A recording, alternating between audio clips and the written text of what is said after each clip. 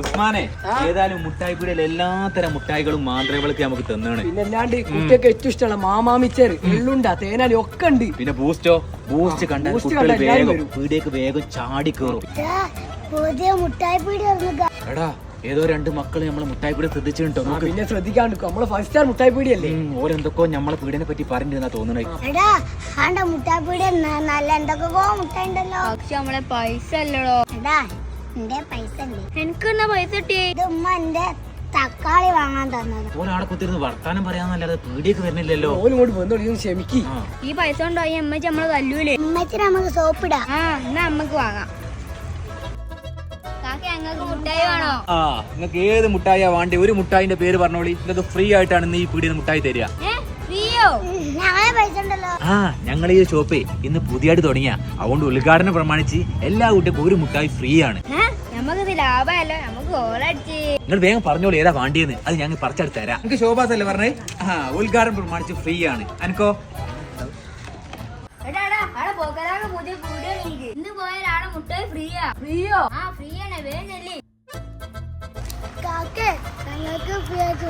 ഇന്നത്തെ ദിവസം എല്ലാവർക്കും ഓരോ മുട്ടായി ഫ്രീയാ. നിങ്ങൾക്ക് എന്താ വേണ്ടിയെന്ന് പറഞ്ഞാൽ മതി.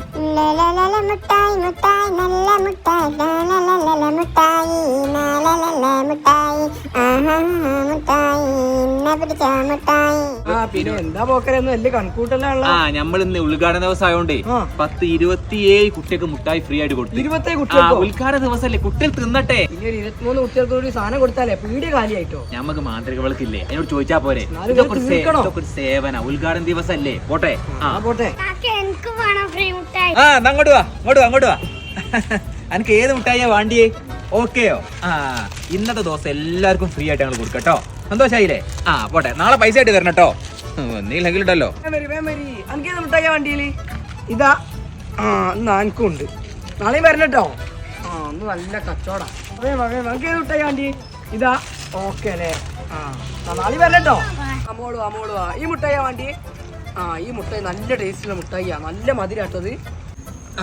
എല്ലാവർക്കും ഉദ്ഘാടന ദിവസം വെറുതെ കൊടുക്കുന്നുണ്ട്. അപ്പൊ എനിക്കും തിന്നൂടെ? നമ്മളെ കൂടിയല്ലേ.